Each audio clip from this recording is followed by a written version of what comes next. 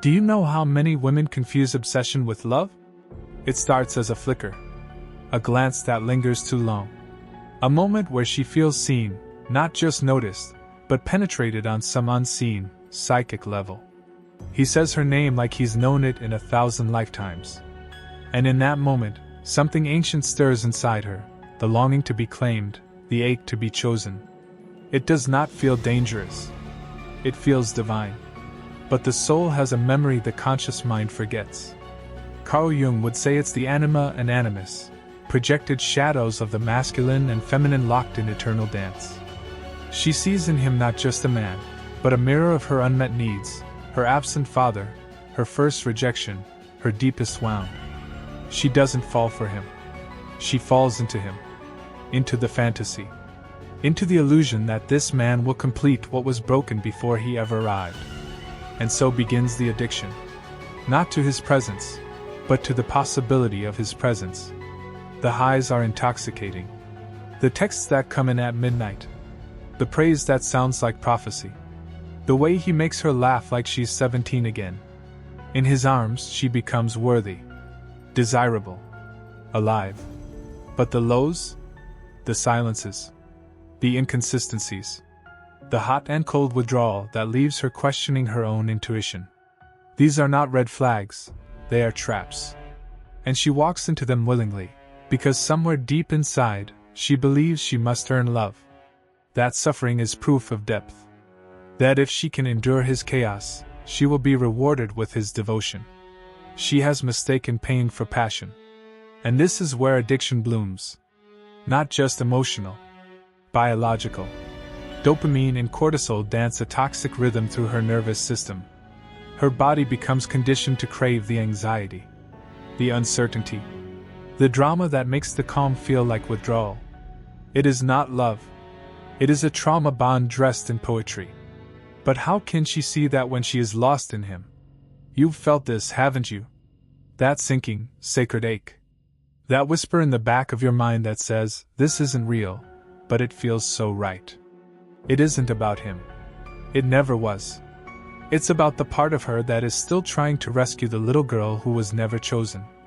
And so she waits. Not for love, but for redemption. For the man who leaves to come back with different eyes. For the breadcrumb to become a feast. For the ghost to finally stay. And every time he reappears, with half-formed promises and hunger that smells like affection, she convinces herself this time is different. But nothing changes, because she hasn't changed. Jung called it psychic possession. When the unconscious overtakes the conscious mind. When a woman is no longer acting from her truth, but from the script written in her shadow. She becomes the pursuer of a phantom, the mother to his broken boy, the healer of his wounds, the muse to his potential. Her love becomes a performance, not a presence. And the more she gives, the emptier she feels. Because he is not drinking from her heart. He is feeding off her unworthiness. Every unanswered message, every broken promise, every moment he pulls away triggers the same wound: you are not enough. But this isn't about him anymore. He is merely the symbol, the archetype of avoidance, the wounded masculine, the man who cannot hold what he awakens. He reflects back to her the ways she betrays herself. The ways she pleads for love she has not yet given to her own soul. You know this moment, the sacred breaking point. When the illusion begins to crack. When you stare at your reflection, hollowed out from waiting, and whisper to yourself, I can't do this anymore. That whisper is not weakness. It is rebirth. Because beneath the obsession, beneath the ache, beneath the loyalty to his potential, is your original self. The woman before the wound. The woman before she believed she had to prove her worth by holding broken men together. That woman is not addicted. She is divine. But to return to her, the fantasy must die. The hope that he will change. The belief that love must be earned through endurance. You must grieve the story you've been telling yourself, that pain is love, that survival is romance, that your light exists to heal his darkness. Let it burn. Because in the ashes, the real power awakens, not the power to change him, but the power to choose you, The moment a woman chooses herself over the man who keeps her emotionally starved is the moment the entire structure collapses. Not the structure of love, but the scaffolding of illusion. And with that collapse, a sacred fury emerges. Not anger toward him, but rage at the self-abandonment she called devotion. This rage is holy. It is the fire that scorches the fantasy. The storm that drowns the excuses. The earthquake that shakes her awake.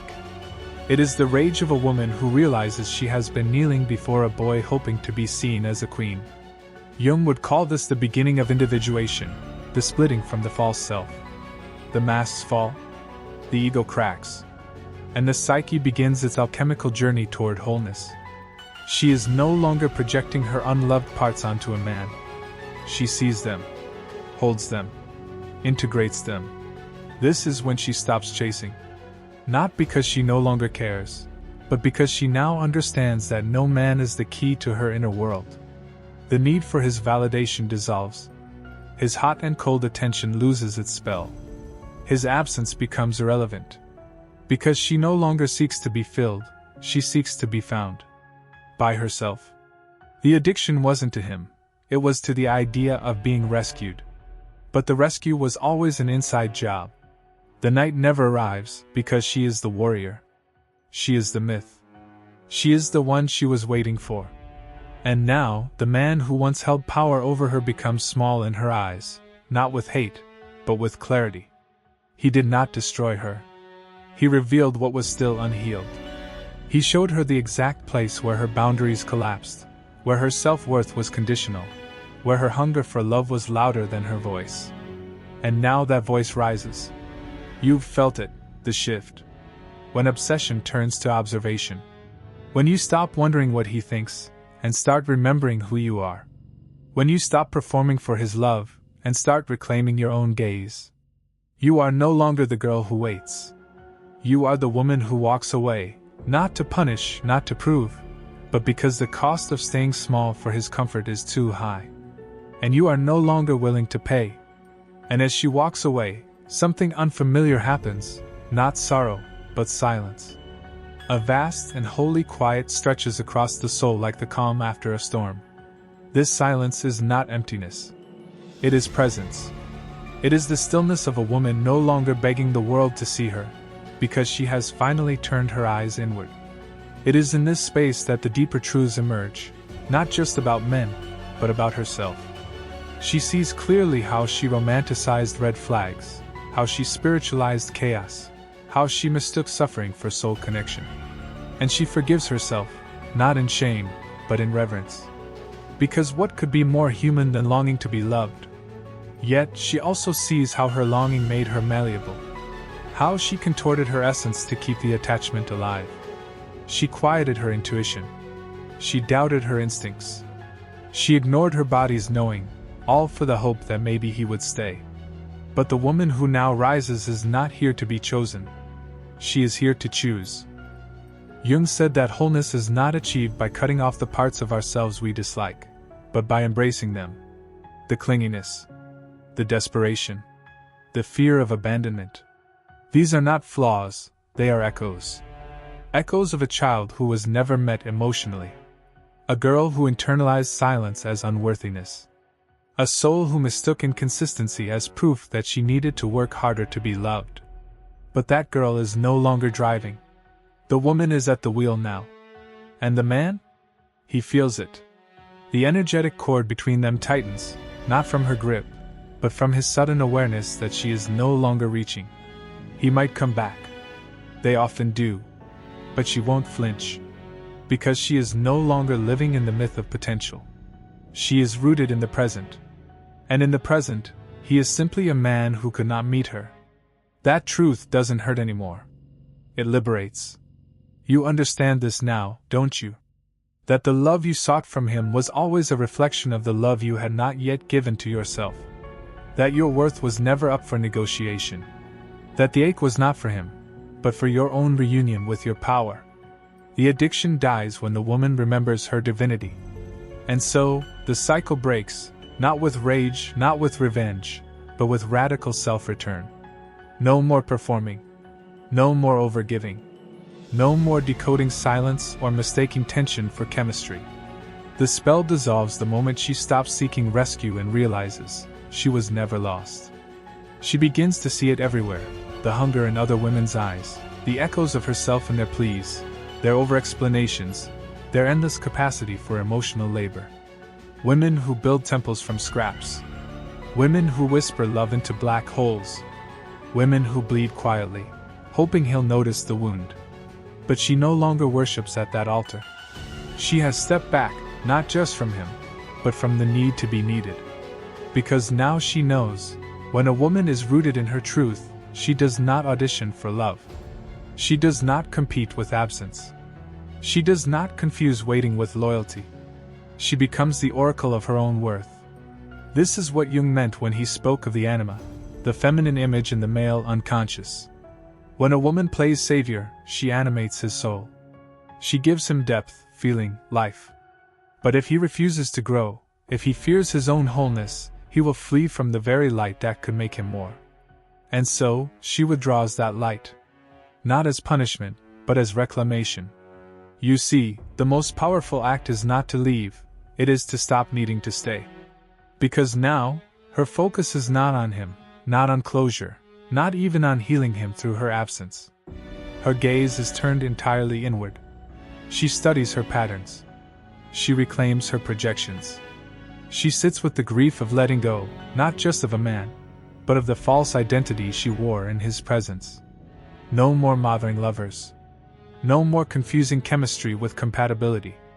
No more giving birth to potential that doesn't want to grow. Instead, she holds her own complexity. Her sacred anger. Her sensual knowing. Her endless depth. And from that place, she no longer fears solitude. She welcomes it. Because in solitude, she hears her own voice again, clear, unwavering, and unafraid. This is not loneliness. It is liberation. And in that space, the addiction ends. Not with a scream, but with a sigh. A gentle, grounded exhale that whispers, "I'm done abandoning myself."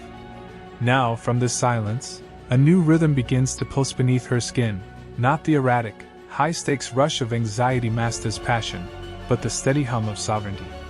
She walks differently now. She speaks with pause. She listens not to be liked, but to understand. She is no longer the woman who performs softness to be palatable.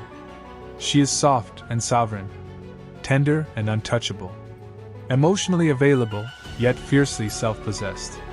She no longer chases closure.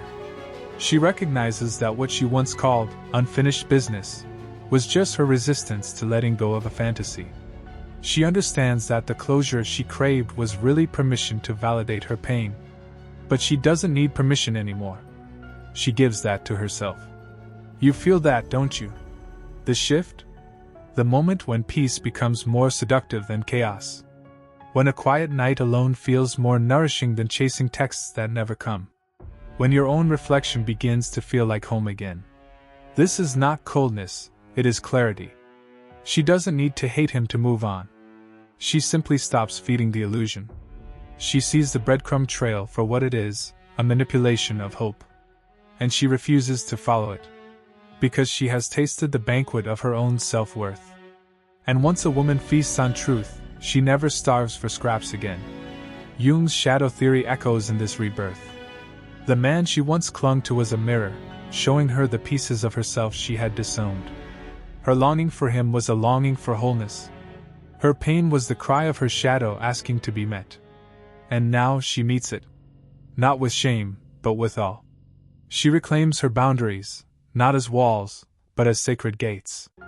Not everyone gets access to her energy now. Not every man gets to orbit her light.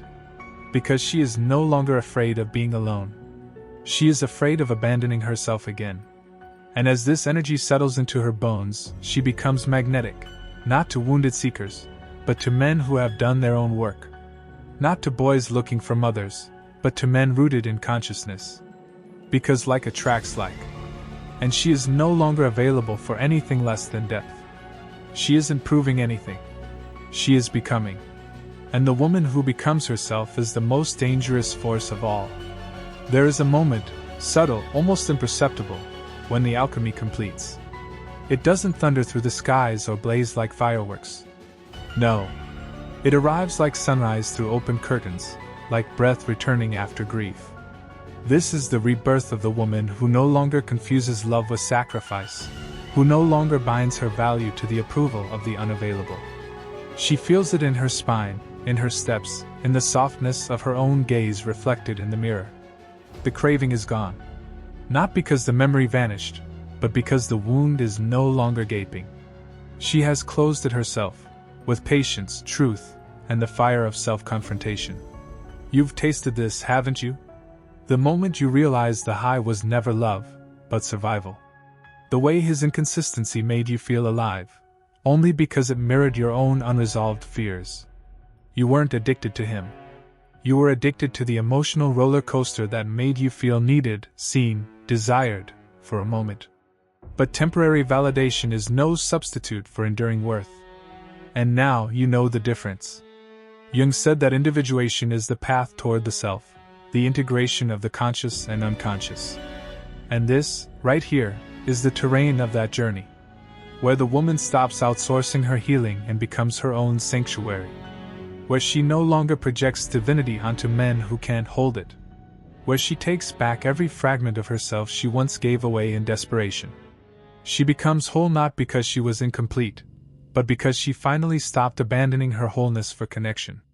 And as she stands in this power, she begins to attract differently. Not because she's manipulating frequency or performing femininity, but because she is real. And real recognizes real. Depth answers depth. Soul meets soul. She no longer needs to be saved. She no longer romanticizes suffering. She no longer confuses pain with destiny.